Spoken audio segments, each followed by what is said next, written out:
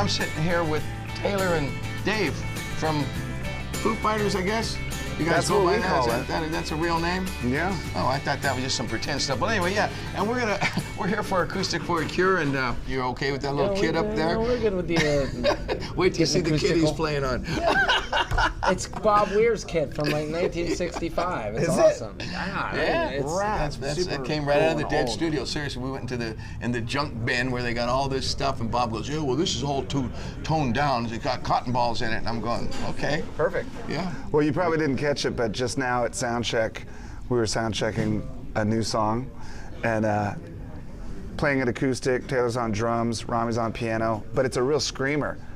It's called "The Sky's a Neighborhood." I love the shit out of the Right song. as we ended it, Bob Weir was standing there and he goes, "You call that music?" Well, so I got heckled by Bob Weir at the forum.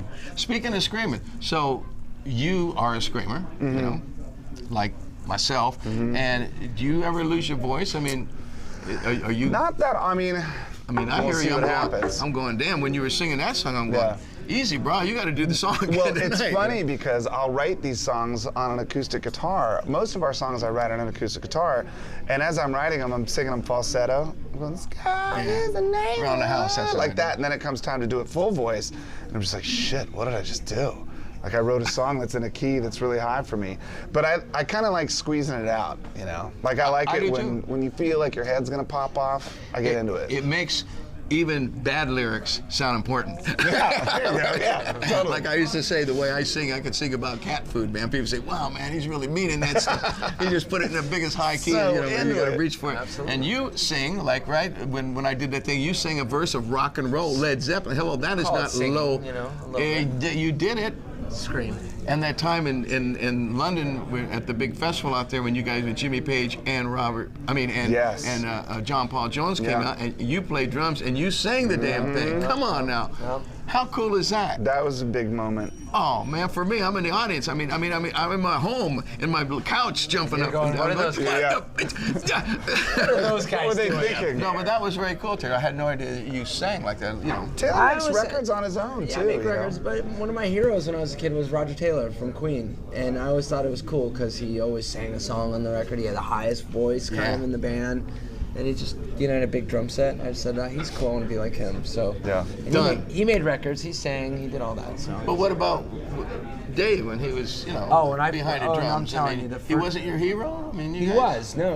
I mean, you got to remember that was such a great time. That was one of the last few great times of rock and roll drumming where it's really, I mean, there's still great stuff now, but like it was like in the top 10. And so you could hear Jimmy Chamberlain from Smashing Pumpkins, you could hear Matt Cameron from Soundgarden, you could hear Dave Grohl from Nirvana, like in the same top 5, like at one time. That's amazing. So there were so many good guys. He was definitely It was a one good of them. time for a drummer. Greatest drummer of all time. Dave Grohl, of course. Greatest drummer of all time. Taylor Hawkins, of course. These clowns, listen, you know, this interview, so okay, now this But is then it. there's Stuart Copeland and John Yeah, Bonham. John Bonham too. But I mean, who's counting? I mean, that's not splitting John. hairs. Not John. Everybody likes John. Oh man, John Bonham? Every person. You don't even have to be a drummer. Everybody loves John. He's the You greatest. don't have to be a drummer, and you ask him who's the best drummer. It's John Bonham. That's the answer. That's the correct answer. Well, you guys are both great drummers and great singers and great musicians and great guys, okay? That's the main thing. That's so cool. So we're gonna play this or that. We just gave this a name. And I don't ask everyone the same questions. Some of them I do, because there's the one that you always gotta ask everybody. Okay, Beatles or Stones? Beatles. Stones. Boom. Oh, how about Sammy or Dave? Well, Sammy, let me tell you. I mean, how could anyone answer any differently? You know Under what I these mean? circumstances. No, I mean, come on. Boy, You're the guy. okay, yeah, right. Okay, here. Oh, hey, this is for you. Okay. Drums or guitar? Drums. Boom. Guitar. What the hell are you doing playing guitar? Huh? What are you doing playing guitar? I got fucking bills to pay, man. Come on.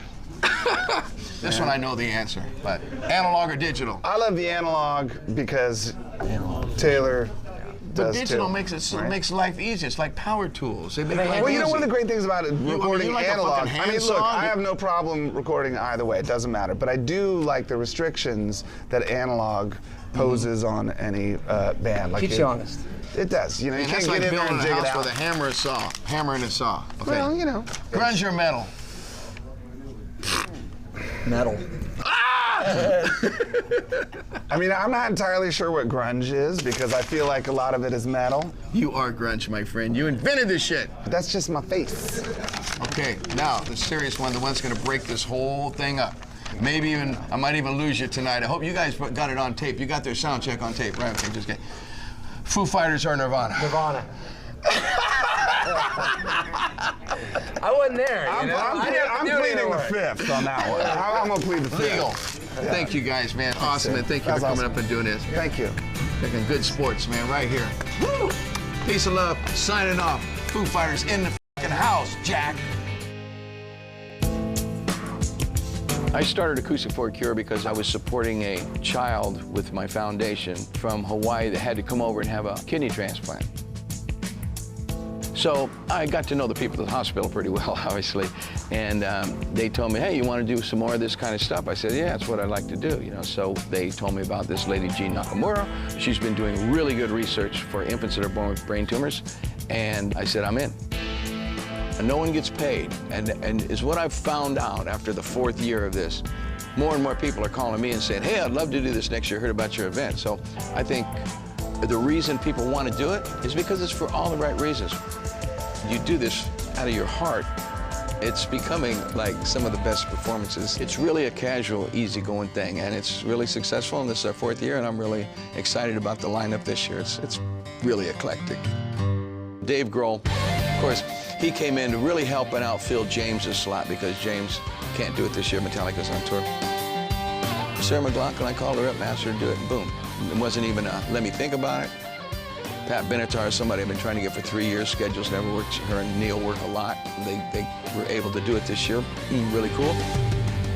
Don Felder, I just met Don Felder on a rock and roll road trip, and after we had such a good time together. Come on, Don, I'm in. Bob Weir, we're neighbors, and so we've been doing stuff like this for years. And, you know, Vic Johnson, of course, Steve Vai, Joe Satriani couldn't come, so what's he do? He gets his right-hand man, Steve Vai, the top 3 best guitar player on the planet. Mick Fleetwood, one of my dearest friends in Maui. We become really close, and I love to play with him. So I asked him to do it. He's in. I'm in. Come on, right? Steve Vai here, one of the great guitar players in the world, by the way. What do you do when you write an instrumental song? Are you thinking in your head, are you hearing a singer sing this, or are you just hearing music? Well, usually the good stuff for me comes when I'm listening for the melody inside. So you put yourself in the you know, the energy of the chords, and then the melody comes. And usually I like it to speak like a vocal line, because, you know, vocals have a contour, they got commas, they got periods. Otherwise, you're just like, you know, I could sit here all day and talk to you like this over and over at this speed and at this tone, and you're bored. You know, a lot of people play like that, you know. So. Yes, they do. And when it comes time for shredding, sometimes it does sound like that. That's what I was at. You and Joe Satriani, to me, when you take solos or play a song, the melody you create in the song sounds just like a singer to me. Well, that comes from his inner ear, too. Joe's a master at beautiful, inspired little guitar melodies, you know. And I think that it's because we can easily make leaps and intervals and stuff that, you know, might be a little more difficult for the voice, but I think it comes from the same place in all of us when you're writing lyrics or melody. So, Joe, he taught you how to play guitar? Is there any truth to this? Well, yeah. I thought he was bullshitting. No, we grew up in the same town. I was 12 years old, and I got my first guitar, and a friend of mine that lived a couple of houses away, I went to his house, and he had a guitar, and he could actually play like, you know, dare, dare, dare, dare, dare, dare, you know, and I was stunned that there was somebody that could actually play. And he says, well, if you think I'm good, you should see my guitar teacher, Joe Satriani. So I was very kind of shy at the time, you know, so I started going to lessons with Joe when I was about 12. When I showed up to his house, I didn't even know how to string the damn thing. And he showed me that. You've come a long way, my friend. Well, thanks. He was so instrumental for 3 years, and he was always cool. I mean, you know. Yeah, it's like Joe's, a Buddha. He is. No, he's a master. To me, He's a master. He's really like a Zen master, but he plays guitar, you know. But I thought you guys had conjured up some kind of bullshit story. No, that was it. No. Isn't it funny, interesting? That we both And then he can't do acoustic for Cure this year, and he said, I can get Steve. And I went, oh, great, he's better than, I mean, yeah, Steve would be great, yeah. Steve. Well, it's nice to be able to sub for Joe Satriani. I mean, it's, you know, it's a wonderful thing you're doing, and, you know, we're so fortunate that we're all in positions that we can actually do things like this for such great causes. Yeah, so right on to you, good. man. Thank you, Steve. Let's go play some music. All right, you got it. Take you down. Let me take you down, down in Cabo.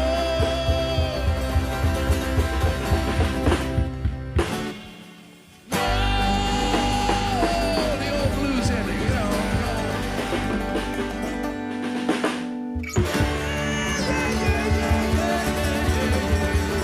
You know, the big three. That's just the old standard.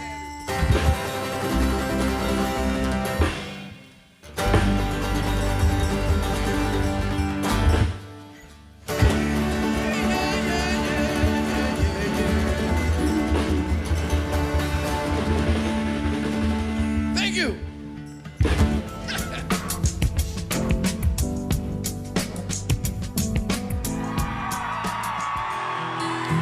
Yeah. Yeah, I haven't done this song about 5 years.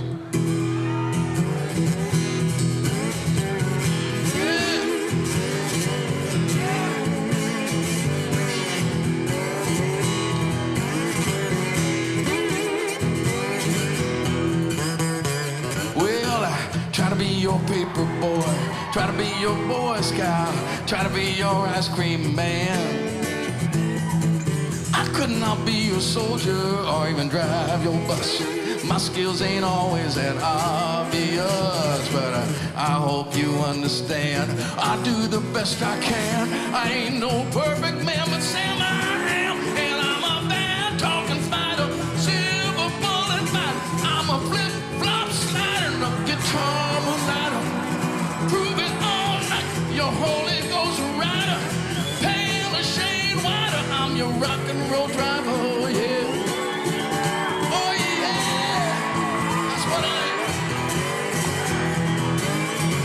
Well, I try to be your all man, try to be your big boss, try to be your broker, but we took a loss. I'm just a hopeless case and I ain't no lawyer. I only got a few tricks I can show you. Well, I hope you understand. I do the best I can. I ain't no Superman, but Sam I am. And I'm a feel-good doctor, big bad talker, after midnight walker, sit on the big docker, heaven's door knocker, Dave Watcher, red, white, and blue rock, oh yeah. Oh yeah, that's all I am. Oh baby, that's all I am. Then I try to be everything to you, but it would not do. I got nothing on my resume, but I can rock you and roll you each and every day. So have mercy on me. I am not sorry. Believe me, it's easy. I do my best to be straight shot shooter, bad motor scooter, sunny honeymooner, your heavy mellow crooner. Make you wanna holler, shot with no collar, couple inches taller, blue, white, and red rock, oh yeah. Oh yeah. I say yeah, yeah, yeah, that's all I am. That's all I am.